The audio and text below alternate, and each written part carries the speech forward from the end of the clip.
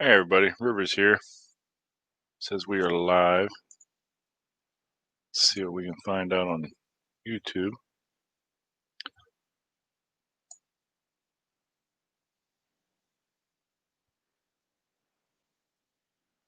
There we go. Turn that mic off. Says we got one watching right now, so go ahead and say something if you're out there.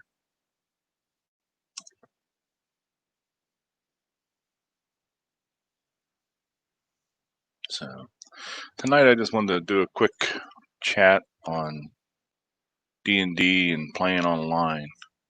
My last video was on the Hey Game On, how you doing?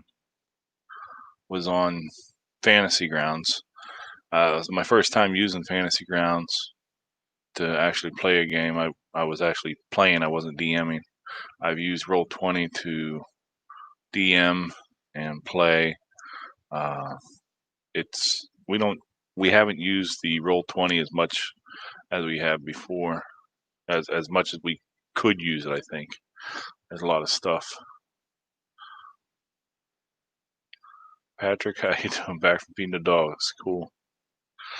Yeah, the Roll20 is a good program, and as well as the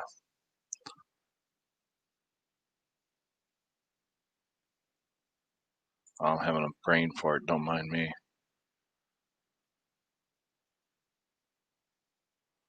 But the Roll20, I don't think we've used it to its fullest extent that we could.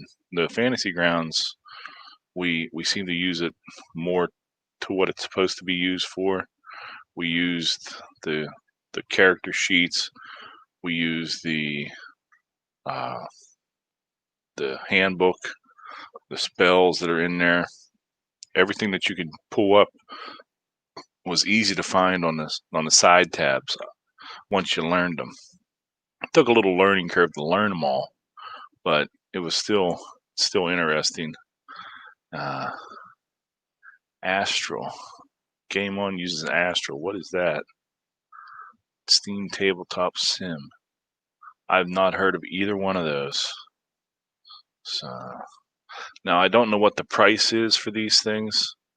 As far as the Roll20, I know it's monthly, and the Fantasy Grounds I think is a one-time buy deal, but I'm not sure. Like I said, I don't actually own them. I use the free stuff, and a friend of mine has the DM rights to Fantasy Grounds and to the Roll20. So he lets us use those under his name, or I guess you can have so many guests or whatever it is. But he does that, and I don't know the prices on it. I know that Fantasy Grounds is supposed to be updating or getting a new software, new package coming out, new things they're bringing out in the fall. Tabletop Sim is bought once, then you can use it forever. Well, that's cool. I'm guessing that's on stream or on Steam rather. I don't know much about Steam, but I know my friends and my kids talk about Steam, buying stuff on there.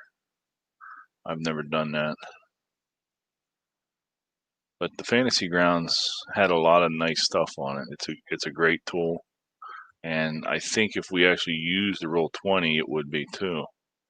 If we use it to maximize its effectiveness. Game On says it's how he did his Castle Ravenloft for his videos, which if you haven't checked out Game On, go check him out. He did some great videos on the Curse of Strahd, and which is kind of like based off of the old Ravenloft series of modules.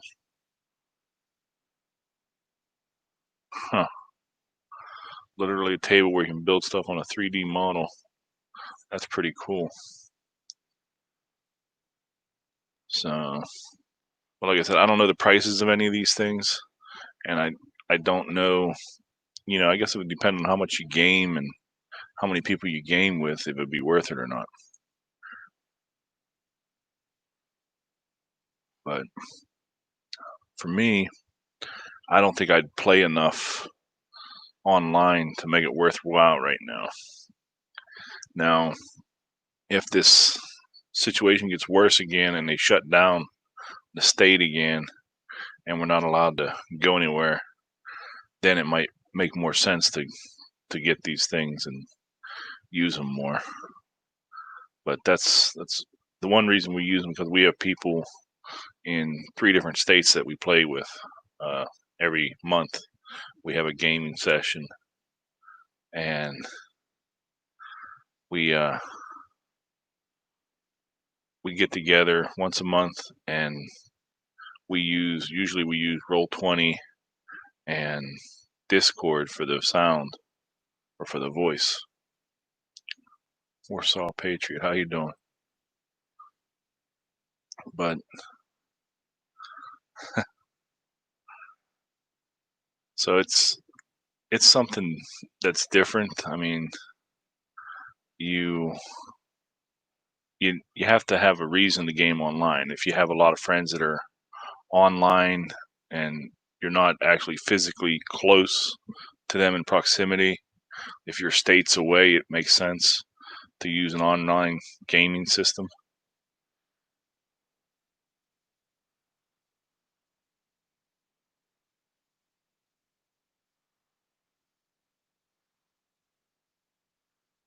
See.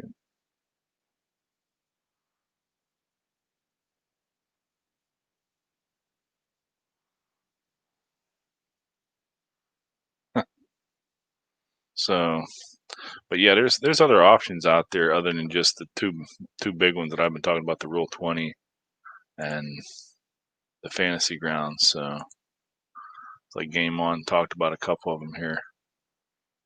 Steam Tabletop Sim and Astral. I'd never heard of either one of those until tonight, so thank you for that information. But I'm going to go ahead and plug Tabletop Discord right now. Tabletop Dungeoneers Discord group. If you don't know them, you can check them out. Most of my videos, I have a link at the bottom of the title page of my videos. So check that out. So, but yeah, I just wanted to talk real quick and real briefly about the different online gaming things you can do, or what you can use for them. And Game On, what am I drinking? I'm drinking Blue Moon. So it's what's available. So it's not bad. I don't know. You guys got any questions for me? Because got some people out there watching. And like I said, this was my introduction. My last video was my introduction to the Fantasy Grounds, and I really liked it. I mean, it's a great program. It's a great tool. Roll20 is nice for what we do.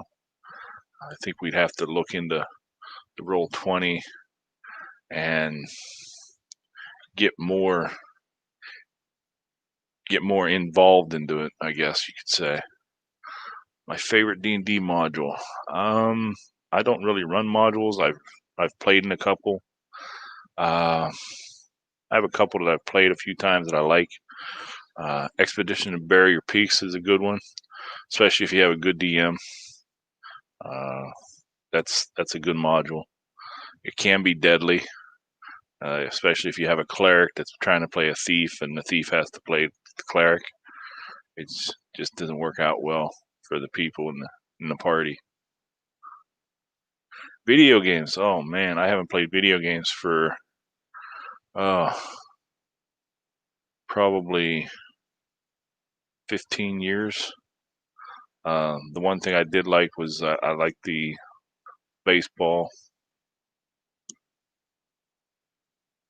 Assassin's Creed 3. I never played that. My kids play that. But trying to think of the Avengers. The Ultimate Alliance was the Avengers game I played on PS2. That's how far back I'm going. I played on PS2, and so now that's kind of like an antique. Cool. Frost Maiden book. Is that the new 5e book? Is that what you're talking about? D&D deadlifts?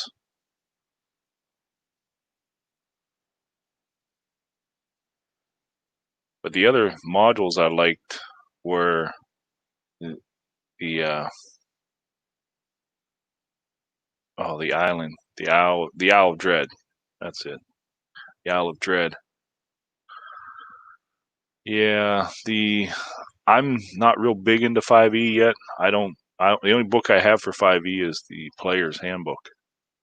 I play at conventions, and occasionally I have a couple friends that'll run games.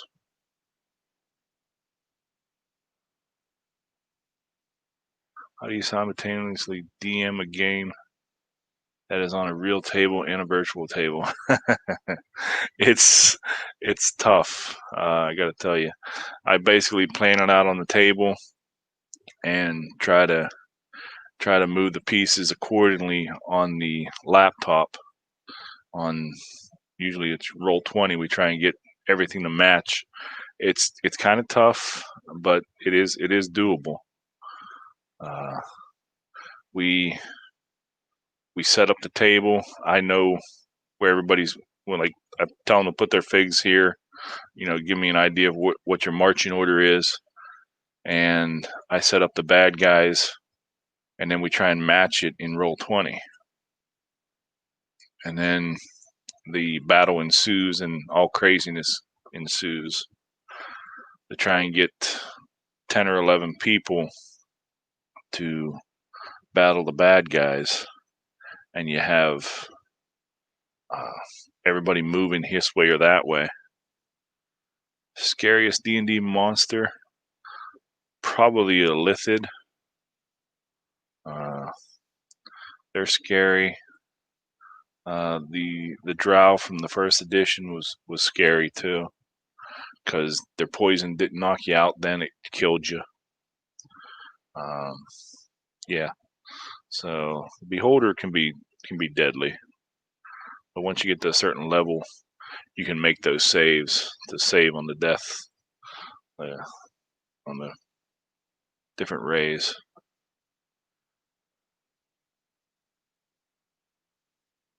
Any tips on how to make table and computer match well?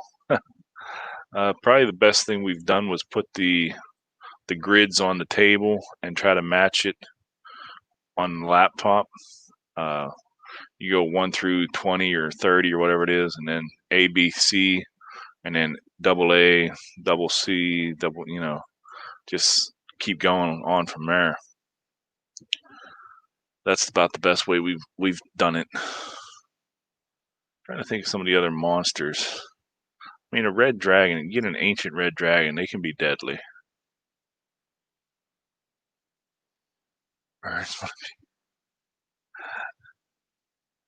Enjoy running or playing more? It depends. I really enjoy running games because I've been running games for years now. But every once in a while, it's nice to take a break and play. And I'll get a chance in the end of September. I'll get together with some friends, and I will do nothing that weekend but game. And I won't DM or anything. However, one of these days I'm gonna do a video on this. It's Beyond the Supernatural. I don't know if anybody's heard of that game. I think it's Palladium. I'm not positive. Don't quote me on that. I have the book around here somewhere, but I would love to run a game of that sometime. I mean, I've played it a couple times, and it's a great game. It's set in the present time, and you're you're chasing after supernatural creatures and demons and stuff like that.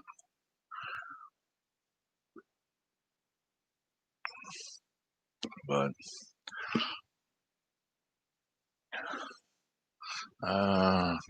there's many Curse of Straw for the Tabletop Dungeoneers, right? I don't know. I've heard rumors of that. The Tabletop Dungeoneers group, I know they've been kicking around the idea of playing a game via Discord, and I don't know if they're going to use Roll20 or what, but I don't know. I know their schedules don't match mine, and everybody was throwing out their schedules, and mine don't match because the only time I can really get to do anything is like a Friday night or maybe a Saturday night, because otherwise I get up at 4:30 in the morning, and I'm Eastern time, and I know that Zero is Central, I believe, Central Standard Time. He's out in Illinois or somewhere, so I think that's Central. So that's just, it's only one time zone, but it's a big difference between trying to go to bed at 9 o'clock and 10 o'clock whenever you got to get up at 4:30 in the morning. And I like my sleep, so I try to go to bed as early as possible. So, but yeah, I'm trying to think of the other modules. I don't remember. What do I do for a career? I am a CNC machinist, and I start work at 6, so I get up at 4:30 to get ready, and I like to take my leisurely time getting ready for work, get something to eat before I go in, and it's only about a half-hour commute, so it's not too bad. I'm trying to think of the other modules I've run in. The one, there's a Giants one. I can't remember the name of it.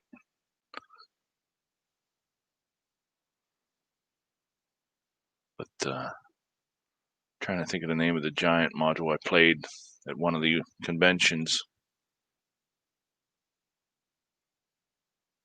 I can't remember what it was. Toolmaker, cool. But yeah, if you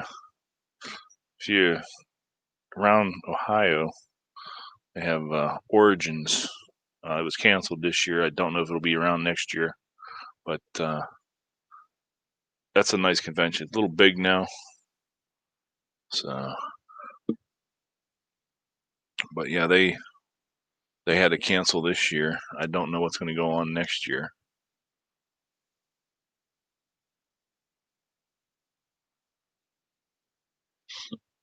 Because with the COVID stuff and everything, most of the conventions have shut down. Even the one in November is already canceled up in Michigan that I really enjoy. So, but I'll have to wait until next year to try and go to a convention again. But conventions are fun. I enjoy going and just playing because, like I said, I usually run games throughout the year, and I don't get a chance to play a lot. So when I go to conventions, that's what I do. I'll play for a whole weekend. Gen Con, yeah, that's huge. I have a friend that's gone to Gen Con a couple times, and he says it's awesome, but I don't know if I'd want to go to Gen. I want to go to Gen Con, but I don't. You know, it's got to be massively huge. I think you get like 50,000 people there, and it takes up a whole stadium, so it's massive. So, but Game On, you've been to Gen Con? Because I'm not sure where you're from, but that's in Indianapolis. So that's what is it? I want to say it's a 11-hour drive for me. 11 or 12 hours, I think, to get to Gen Con. And then the hard part about these cons now is finding the hotel room. As a DM, have you ever been happy to have a player's character die? Uh, only once, and I've talked about that in a different live chat. It wasn't necessarily that he died by the dice. He got the thumb of God, and I basically described the scene. You see the heavens open up, and a huge hand comes down with a thumb and squashes your character. You are dead.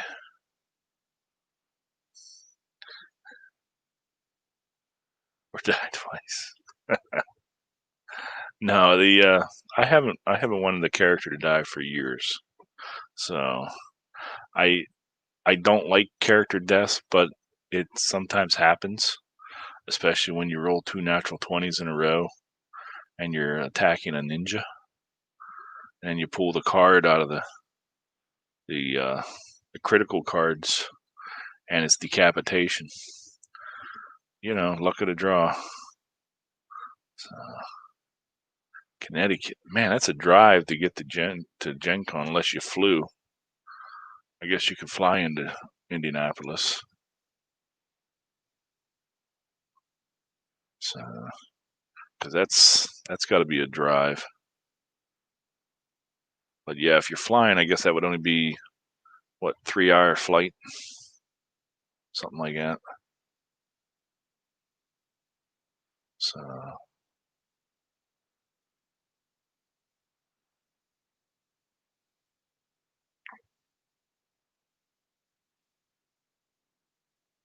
but yeah, I generally don't like to kill my characters or my players' characters, but it does sometimes happen.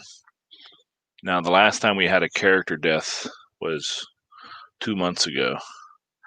It wasn't, let me put it this way.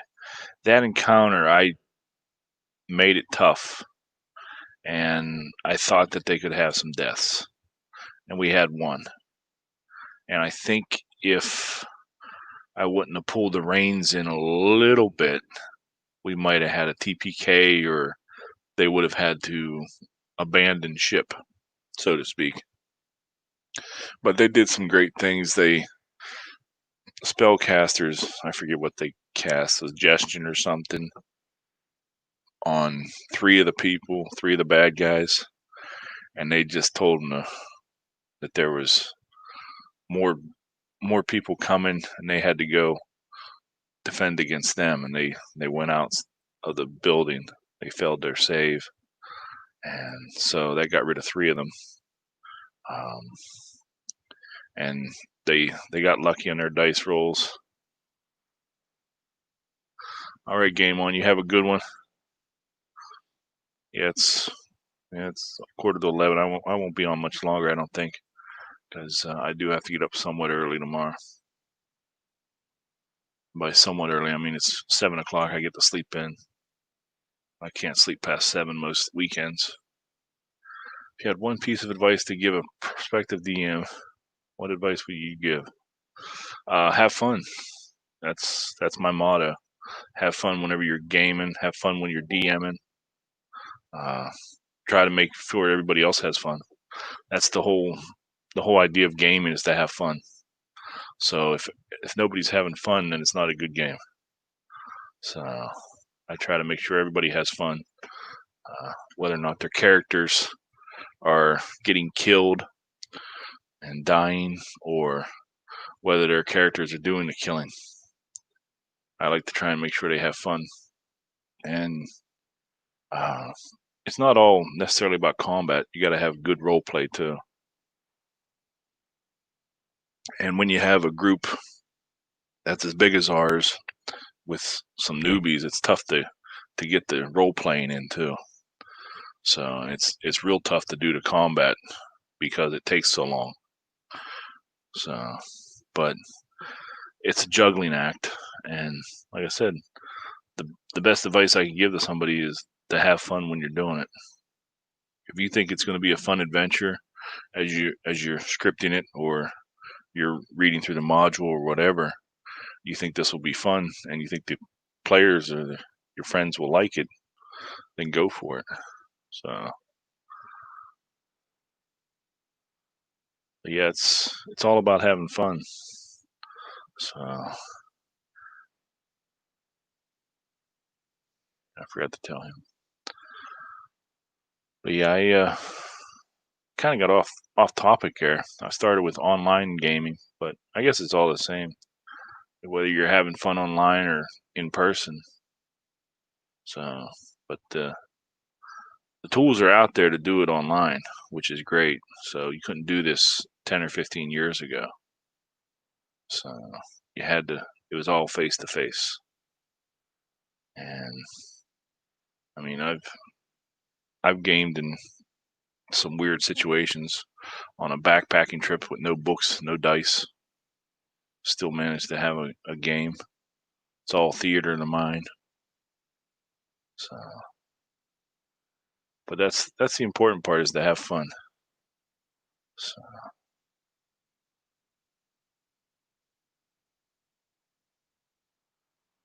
but no other questions. I think I'm going to wrap it up tonight. I seem to be losing people. So if you're watching this on the replay, thank you. Thanks for watching. Thanks for stopping by. Do give it a like and subscribe if you haven't already. And leave a comment down below. So, but no other questions. I'm going to get going, guys. So you have a good night. And as always, have a good game.